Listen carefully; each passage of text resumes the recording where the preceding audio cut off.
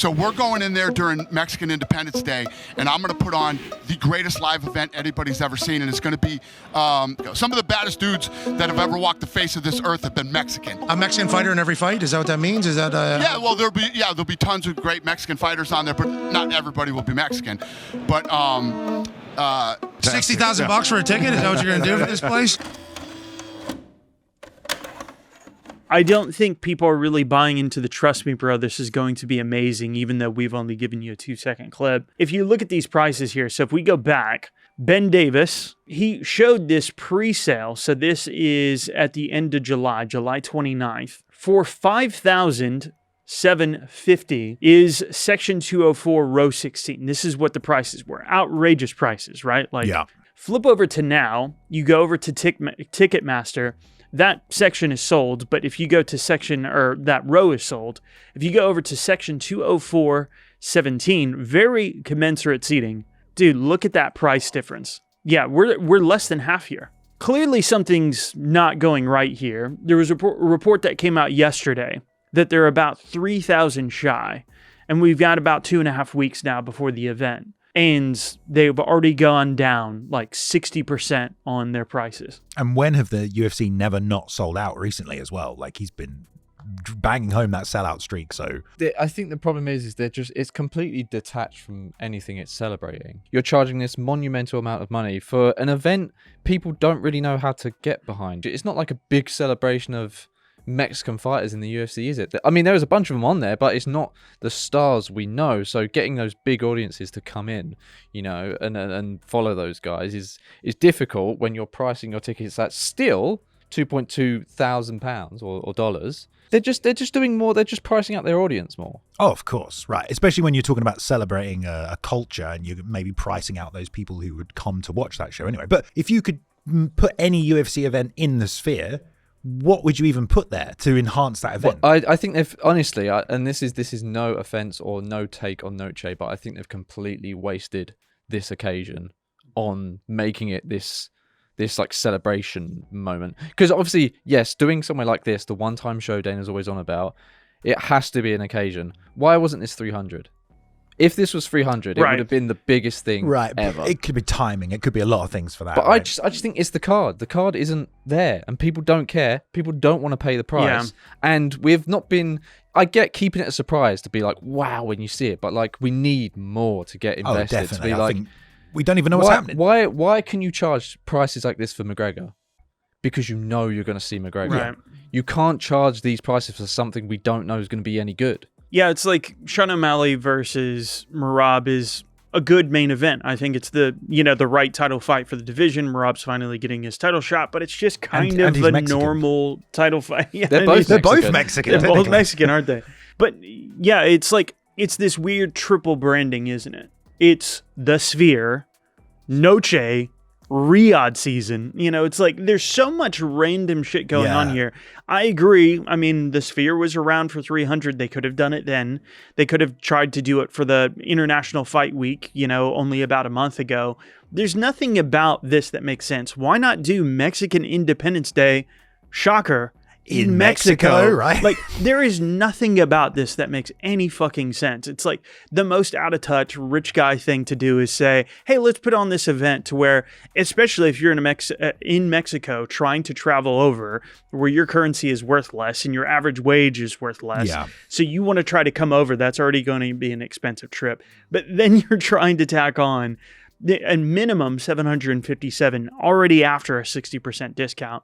It's like, what even is the logic, the thought process here? And I do think that this will be a cool event. Yeah. I legitimately think it will be. I bought into the minimal hype levels that they put into this in terms of actually showing us what this is going to be. I've bought into it.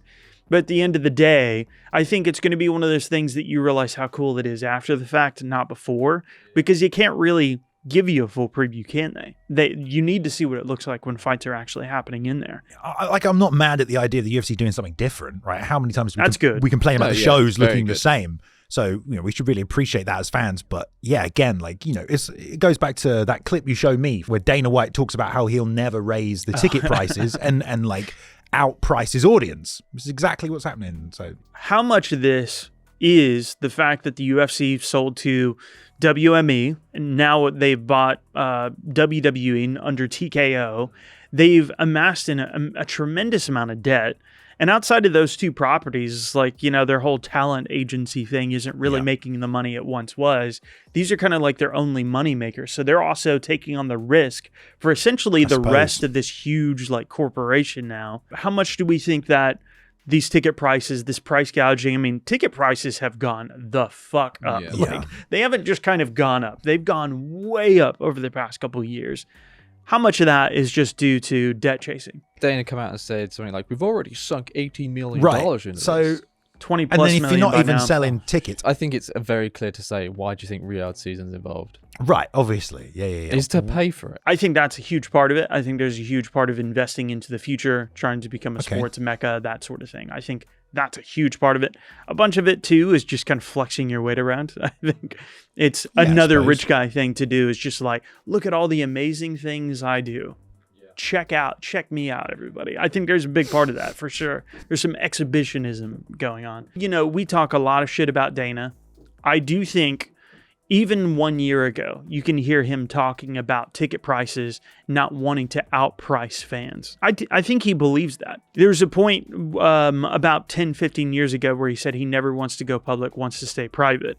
We also know when the Fertittas sold the company, he locked himself in his, hotel room or wherever he was at the time. Yeah, I remember that. For like 3 days. Yeah, because he didn't want to do it. He was depressed as shit Yeah. about it. I don't think he wants any of this. I think he wants it to be simple, where he's working on it with his boys that he went to high school with, and he doesn't want to deal with this stuff, but the money's too good, so he's going to stick with it anyway. And also, what the fuck else is he going to do if he doesn't do this? It's like, I guess I'll figure something else for my entire life to be about. I think Dana is pretty earnest in actually wanting it to be like that. Well, so how much of this is an indictment on Sean O'Malley as a star? I don't think it's Sean's fault. Well, like, he's supposed to be one of the biggest actually, stars, so he should be able to sell if those are correct, right? That is difficult, but I think you're fighting this losing battle with Sean. It's like you're really trying to test his weight. The next biggest names down is Brian Ortega versus Lopez. Lopez very new to the UFC. I know he's half Mexican. Obviously, Brian Ortega's obviously a Mexican American as well. It's kind of like your names there aren't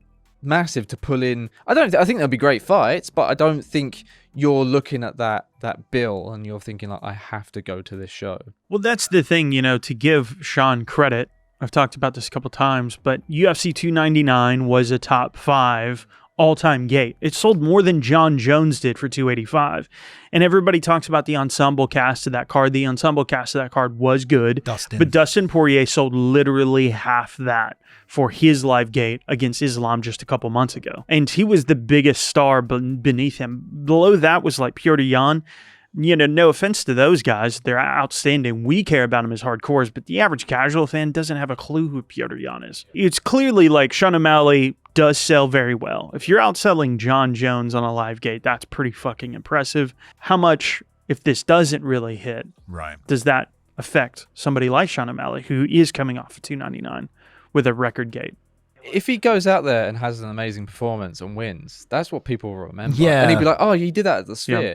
Don't get me wrong, I know I'm a fan, but that's what I'm watching for. I don't really mind about the other card. I'll watch the card because I'm interested to see what they're going to do, but I'm not looking forward to anyone particularly on it other than the main event. It's the test we're all waiting for Sean, right? But it's just, like I said earlier, I think they've railroaded them into this like Mexican celebration event, and it's like they haven't been able to back it up, so it's kind of lost into what it's meant to be. I could see the pay-per-view doing way better than the gate. Well, clearly, there's like half the tickets left. I don't. I feel like this is a show for rich people who want a Vegas experience. 100%. Yeah. It's for people who are in Vegas and want to spend a bunch of money. Isn't that and they don't not care. the UFC nowadays? Most of the time, sure. Yeah, most of the time. All the Apex cards are for us. That's what. That's for the fans. We can't even buy fucking tickets though. There is like this rich club feel. You want to get the celebrities in there. You want to get the streamers in there. You want Aiden Ross in there. Does it not feel a bit like false? Like, it just kind of seems like it doesn't feel like a thing for the Mexican people, you know,